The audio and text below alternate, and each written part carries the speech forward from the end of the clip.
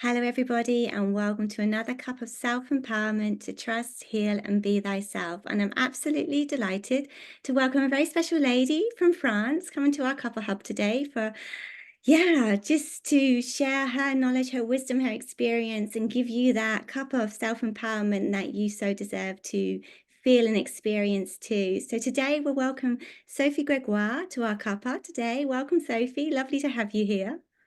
Thank you, Kelly. So happy to be with you today and to be sharing this moment together too. Oh, pleasure's all mine, my lovely. So, for those of you who have not met Sophie so far, Sophie is a transformational coach, an author, a hypnotherapist, astrologer, and specialist in multi-generational healing, prenatal and birth healing. She left much of her life at the age of 29 and took a chance to explore herself through years of inner work and personal development and worldwide solo travels. Sophie's passion is to help others tap into their highest potential and embody their most fulfilled and empowered selves in the world.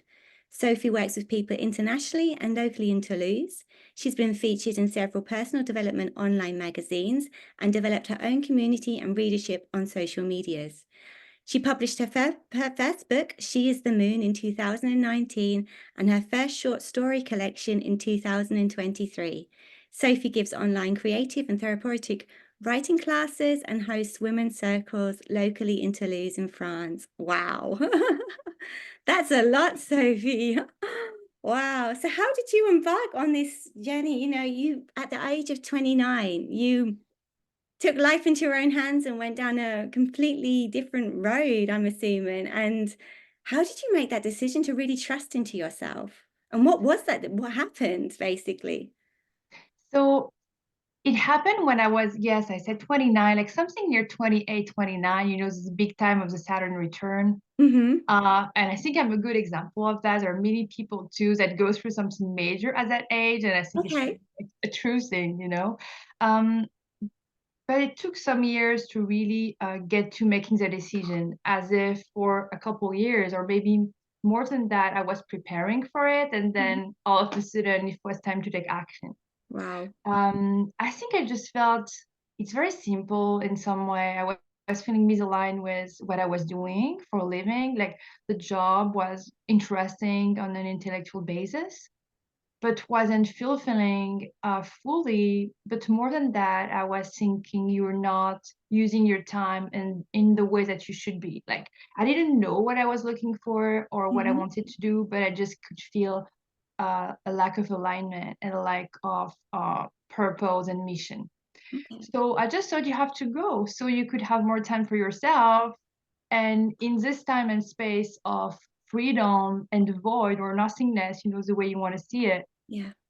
I'm going to trust that I'm going to find better things to do or better ideas. Wow. So what I wanted was time more than like becoming a therapist or write. I didn't know anything about what I wanted, but I Mm-hmm. knew I needed to get away to not be in a rush to do something, right? Because after all those years of like coming from a background where you study, where it's like kind of very intellectual and academic, and then you find a job, and then you're happy for your job, and Yeah. everything tends to like there is no Yeah, the break. stage is like tick that box. Okay, I've got my studies behind me. Tick that box. Okay, got the job. Okay, this job's going really well. You know how like the conditioned things that we're kind of, life kind Yeah, of puts in front exactly. of And you us. never have like some time just for yourself Mm, to be like, what do I really want to do apart from that?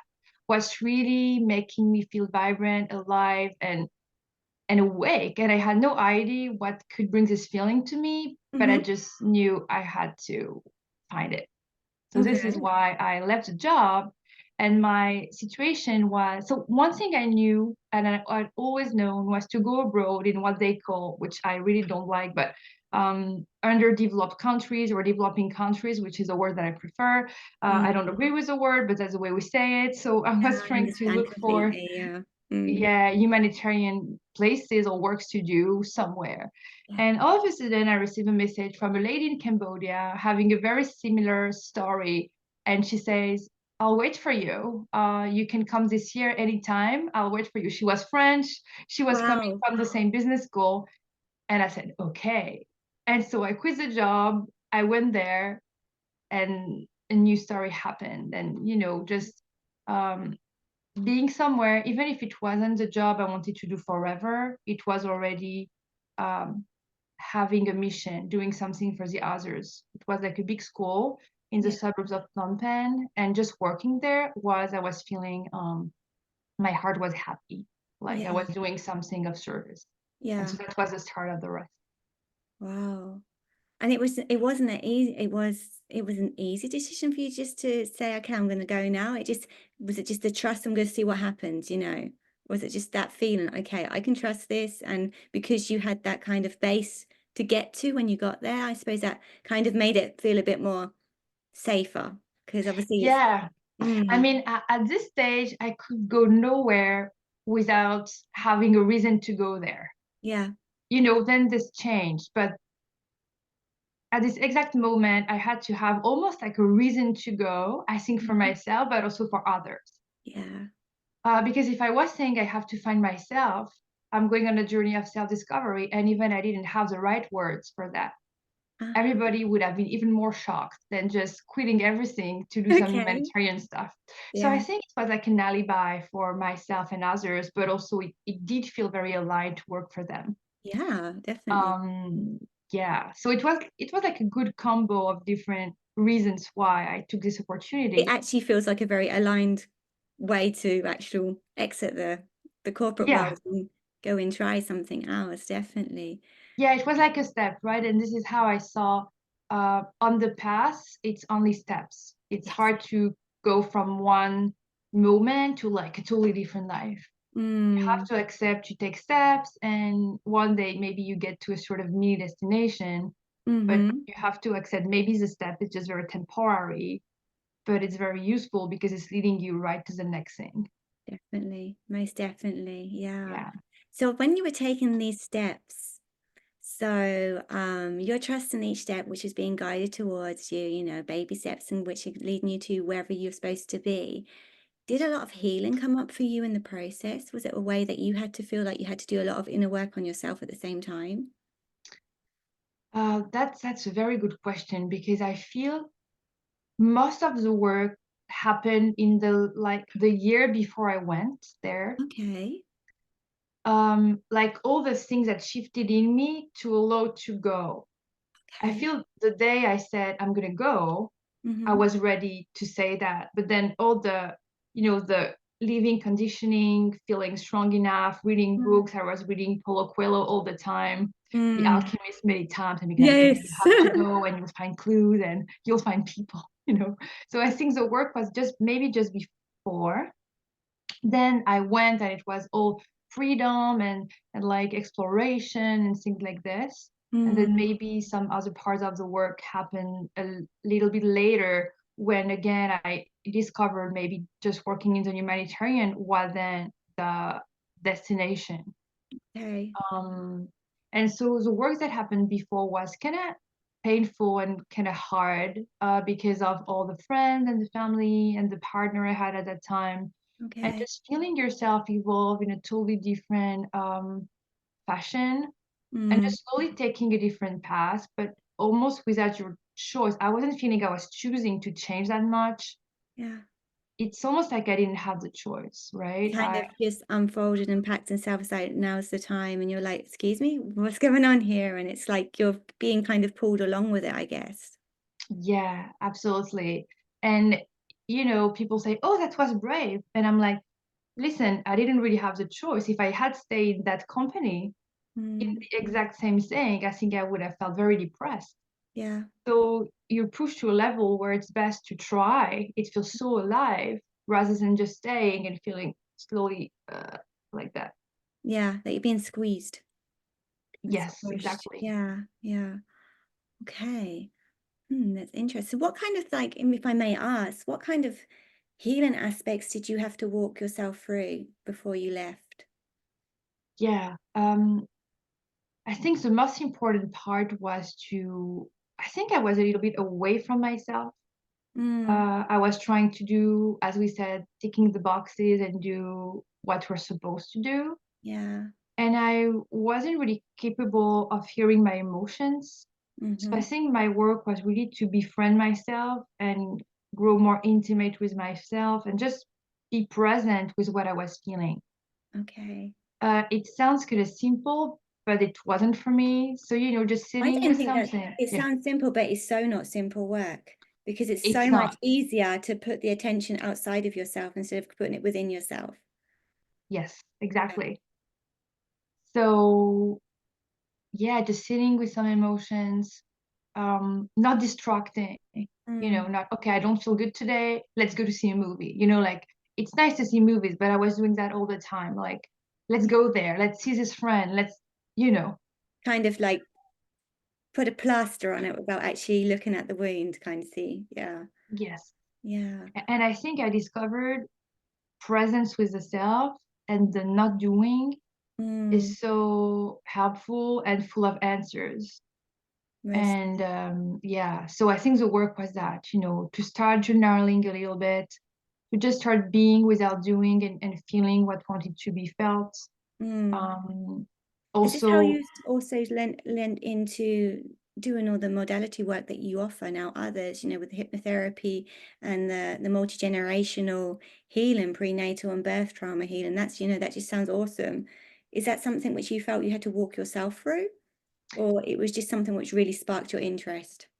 no, yes, that's a very good question. I think all the modalities I do now are Mm. exactly the ones I've been using for myself. Okay. That's really, I think we are a good, let's say, teacher or therapist or helper or guide or whatever you want to call it Mm. when we really have experienced what we're saying, because we really know what are the, this is a term we've been using together already, but like the inner pathways for resolving something. What is a pathway to write more, what is the path in you to find this part where the throat chakra really can speak. Yeah. So this is why maybe you can speak about it. Mm. So all those modalities, especially the writing, Mm. has been exceptionally helpful to me. Okay. In a When did you actually very, start with doing all this? When did this all unfold? yeah. So the writing started when I got to Cambodia. I started to feel, okay, this is really more the people I want to be with. Like, Mm.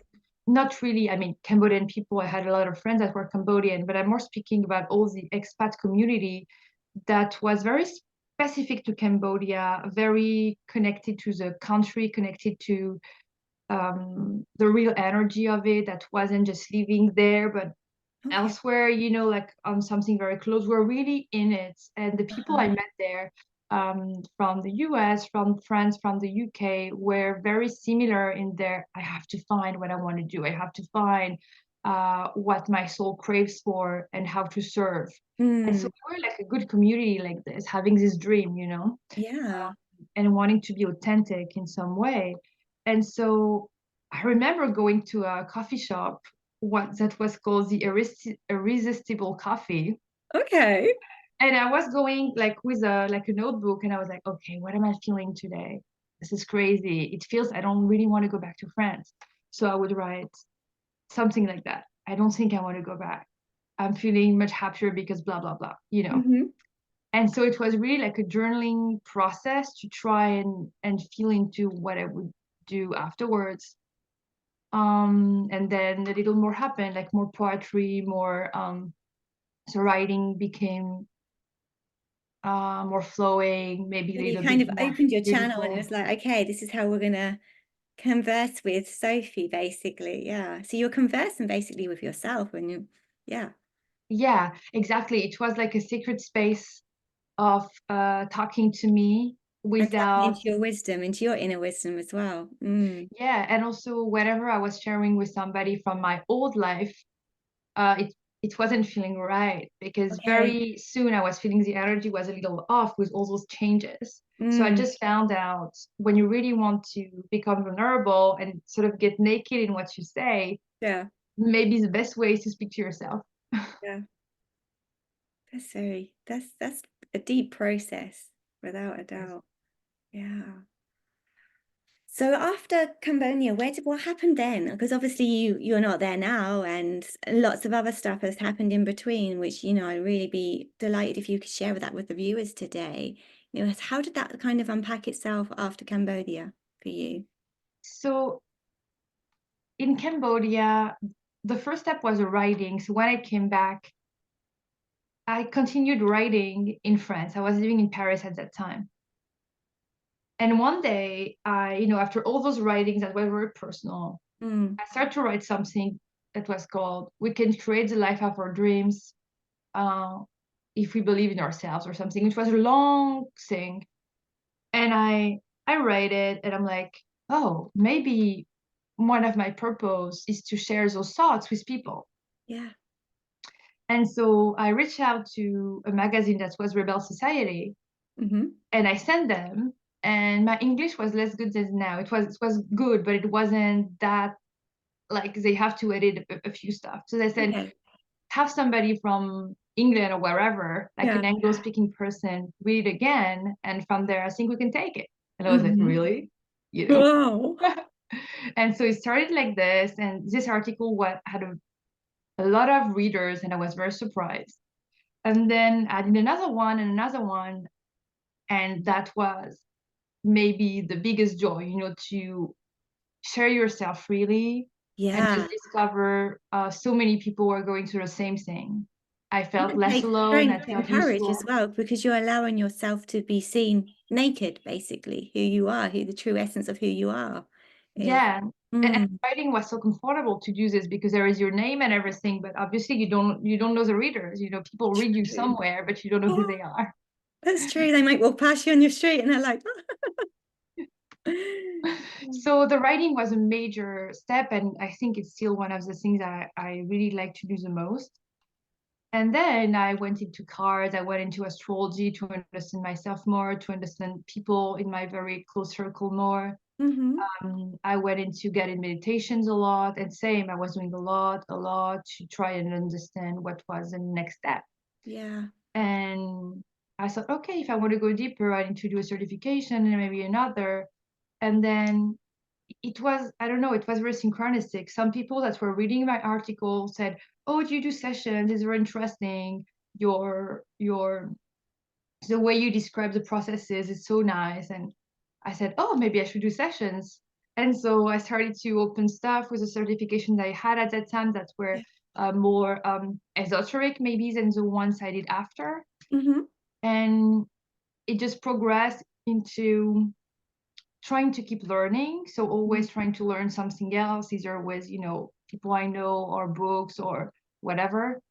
And whenever I would learn something in me or in like with a tool like a book or certification, trying to bring it back to the sessions. Okay. So kind of integrate what you're already learning and like Yes. put it into practice. Yeah. Yeah. Yeah. And I would say that the start of this with the writings and people saying, oh, you should do sessions were really like the foundations of all the rest, because then the rest was very key too. But like continuing to write, maybe write something deeper, continuing to do sessions, at the beginning it was donations, and it's like, oh, maybe I'm going to set a price. Oh, maybe I can do websites. So Yeah. all those steps. But the foundation of that step, which was the writing and the more therapeutic approach, Yeah. came kind of fast after this Cambodian experience through all this introspective work, mostly through journaling, and also just another tool that I use with the journaling, which is also very simple, was respecting my cycles during the day. Yeah.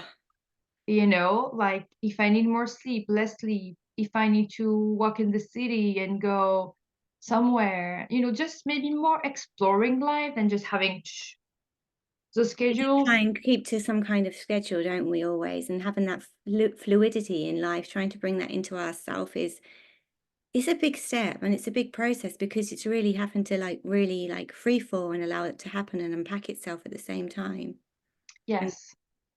Yeah, yeah, and this exploration just allowed to uh, paradoxically, it seems sort of fun, but allowed to go deeper into myself. Like, oh, I Yeah. like this, so I'm drawn to go there. Oh, that's interesting. So, just following freely your interests, respecting what you need during the day, which is a way of being self-loving, right? Mm.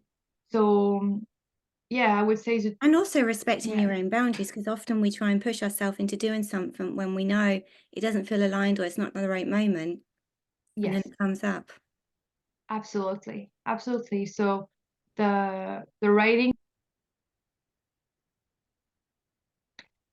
so the sacred space with the writing, as well as being self-loving all through the day, like, oh, and this reparenting way we can have with the self-love. Mm. Oh, like talking to yourself.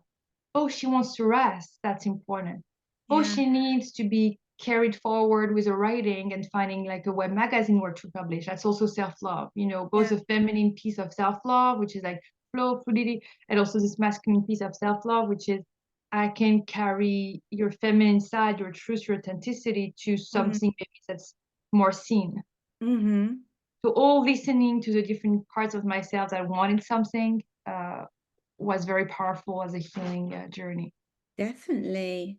Wow, that's actually a really great way of looking at things as well, is actually saying, what does she need, or what does he need, or what do they need right now? Really tuning in and honoring that voice, basically, because it's the different voices within ourselves which are trying to get our attention, say, hey, hello, don't forget me. I need this right now so I can feel good and feel fulfilled. So you're filling your own cup at the same time.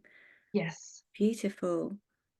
So that journey obviously went on to these modalities, and I know you had a very huge experience very recently at the end of last year. Would you like to speak about it?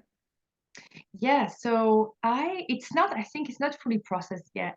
Mm, But I ended up being in Israel for the month of September to learn some historical things and language and different things, and also to meet with some people that I know there. And I really loved it. So at the end of the month, I'm like, okay, I'm gonna stay another month. yeah.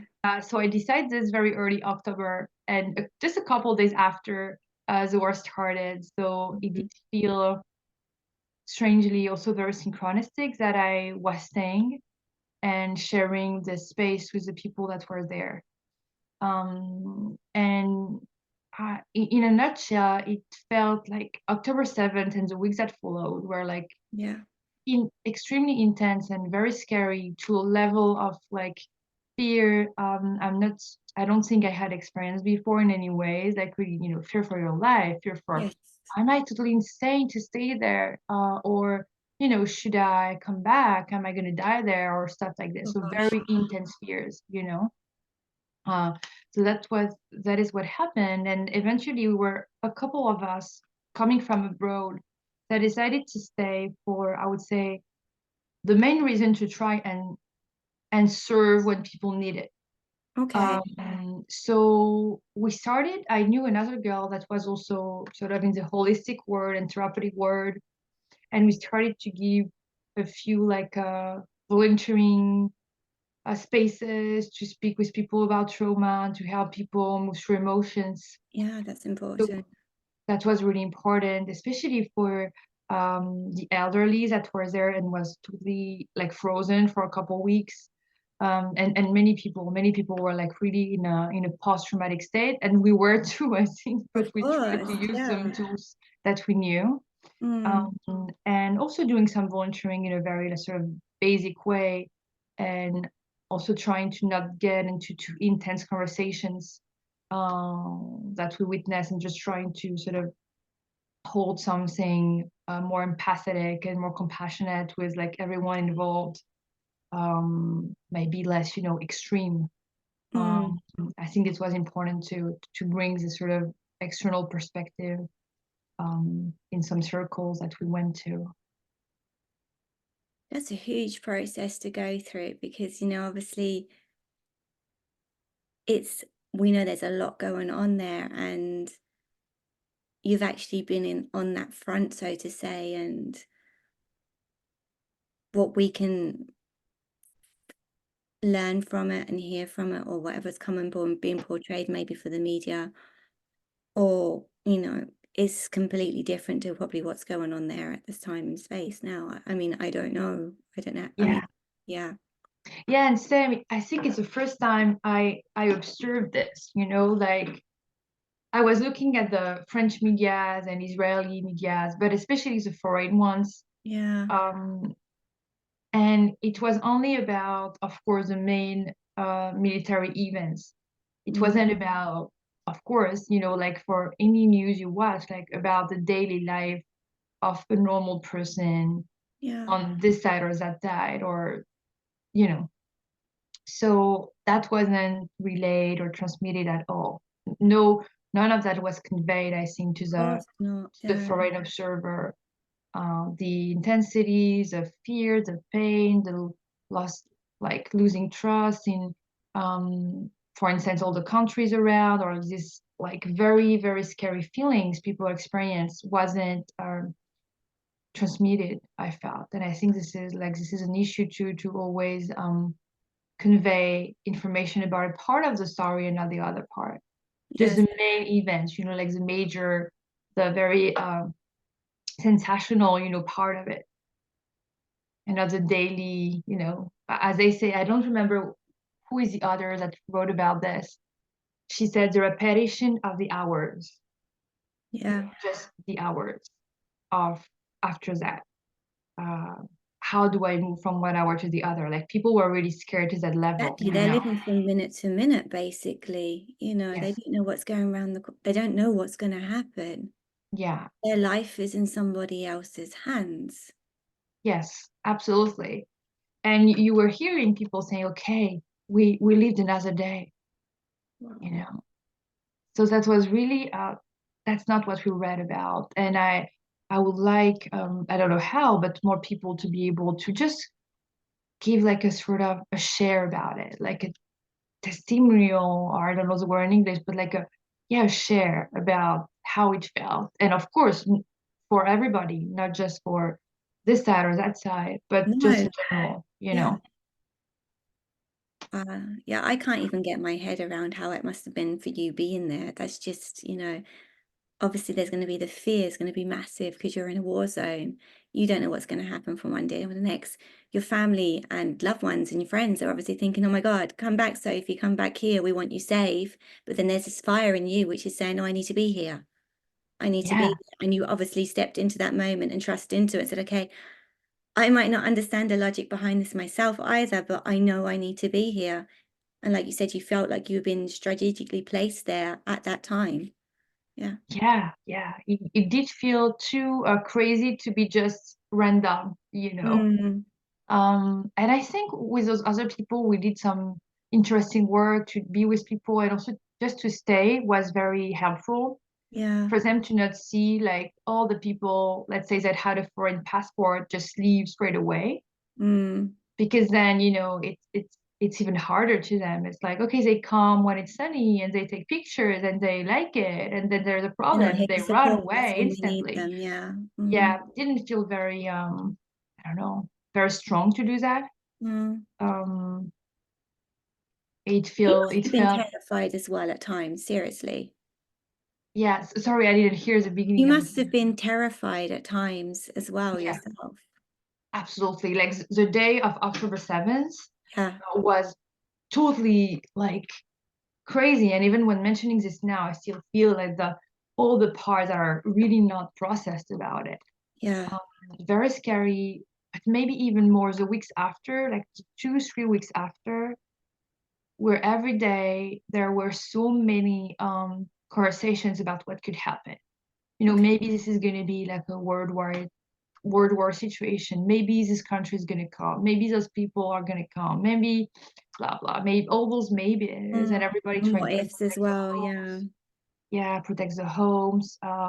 Always stay together. Don't let anyone sleep alone. Like all those things.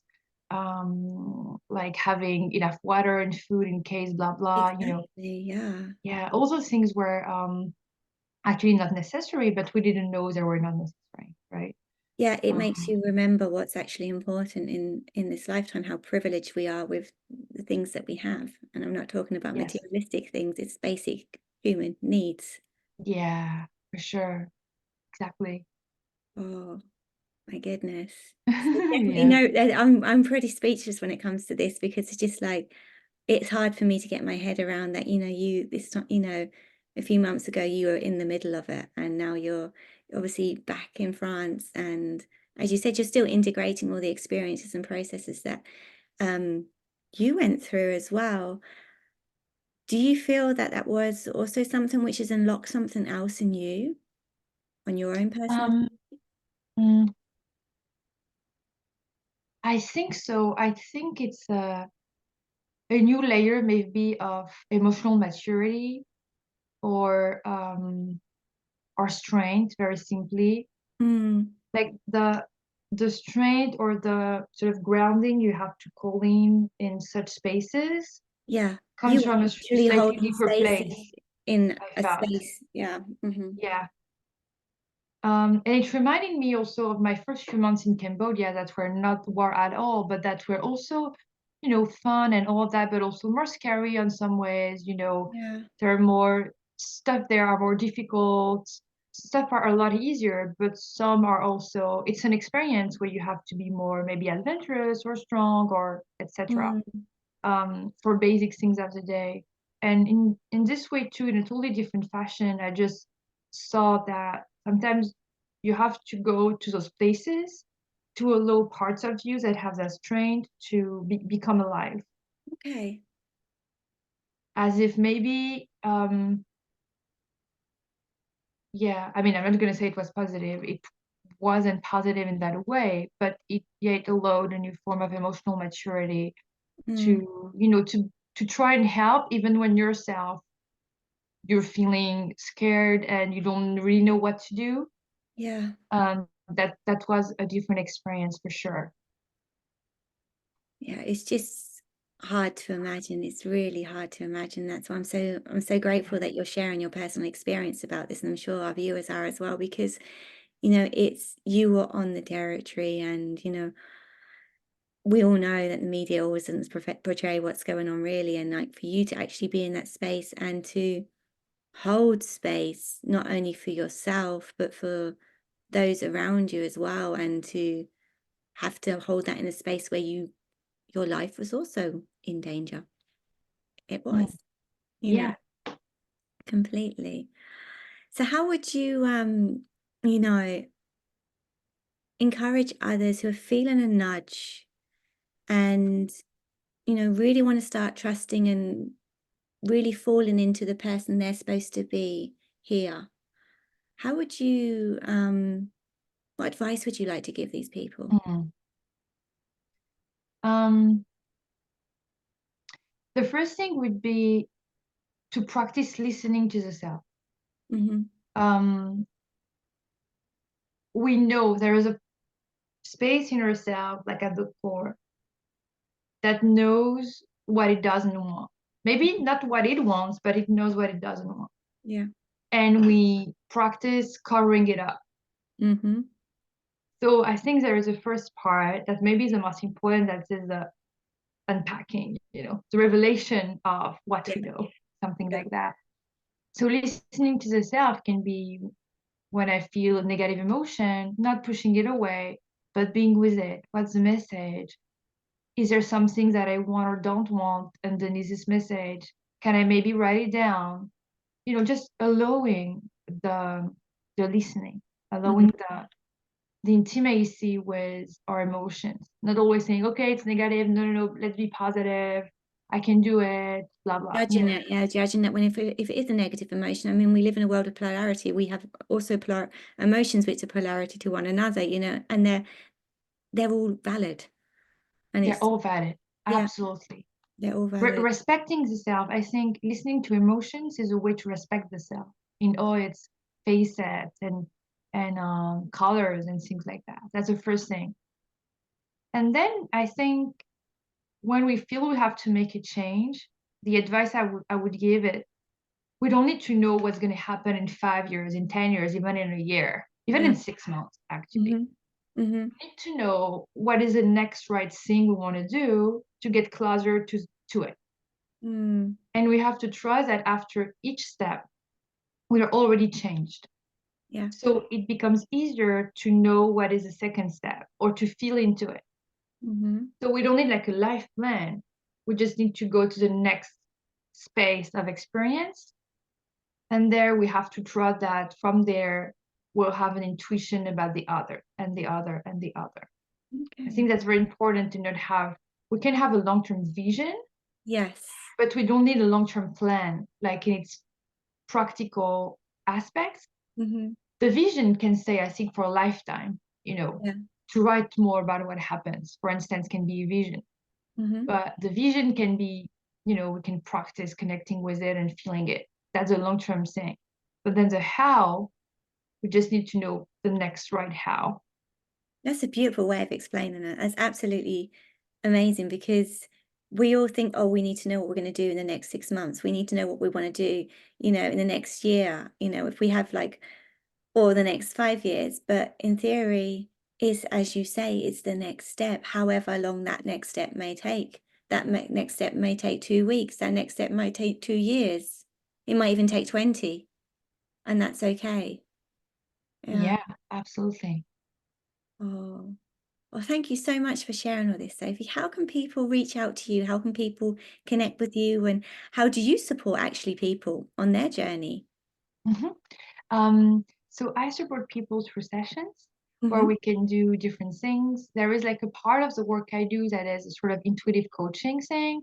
So it's a lot of conversation, feeling, um, using a little bit of channeling, sometimes bringing a couple cards, but it's really going with the flow to try and bring the right words or the right energies that can allow a change or an opening. Hmm. And then there are more hypnotherapy sessions, which are more how to say this, organized around protocol of hypnosis that I'm going to choose, but also really sort of change for the person to make it more tailored to them. Okay. And I also do sessions that can be more around birth memories and psychogenealogy in some way, Wow. Yeah. who are more focused about, the story of their life and their journey in the womb and the That's womb of their amazing. Yeah. family line and stuff like that. And when people work like a few times with me, generally speaking, we try to bring the different techniques. Maybe one session is intuitive coaching and one is hypnosis and one is something else. Hmm. Not in a like very like defined manner, but I know I have a few things to do with them, and then it can flow differently if the changes they go through are more in favor of now using this other technique, right? It's a mix of like structure and flow in the way I tend to lead the several sessions. Yeah. Yeah, and another way people can reach out is through the website or the social medias, Facebook and Instagram. And um, I also do energetic updates every 2 hours a day, mostly, which I love because I started to think a few years before, oh, I'm going through something major. That must be me. And then when you start to share what it can be your experience of something like in the web magazines I mentioned initially, or when you share an energy of the day, you start Hmm. to feel that many people feel like you. Yeah. And, it's helping them and it's helping me too to feel we are like on the same wavelength and it's like a community. Mm. And those things Connection, can be useful. basically. Yeah, connection. So if you could just tell everyone your website address so people know where to find you and where they can find you on social media. Yeah. Yeah. So your website address is? The website address is www.sophiegregoire.com. Hmm. The Okay. Facebook is my name as well. Yeah. And the Instagram is Sophie Gregoire with the line of Underscore. like Yeah. bottom Hmm. line and then Hmm. official. Okay, brilliant. Oh, well, thank you so much. And I'm very glad that you're back unsafe territory as well. And who knows where your next journeys may take you. And thank you for just sharing all your wisdom, all your experiences, and basically also sharing some tools how people can step on their own journey of returning to themselves and listening to their own whispers and really connecting to what they themselves are here to do. That's just absolutely beautiful. So thank you Thank so you, Kelly. It was a beautiful conversation. Thank you for much. having me. My absolute pleasure. And thank you to everyone who's been watching this today, wherever you are in the world, if it's the morning, afternoon, or the evening. Wishing you a beautiful rest of the day, evening or night for you. And we catch up with you very soon on another cup of self-empowerment. Take good care of yourselves. Bye-bye. Bye.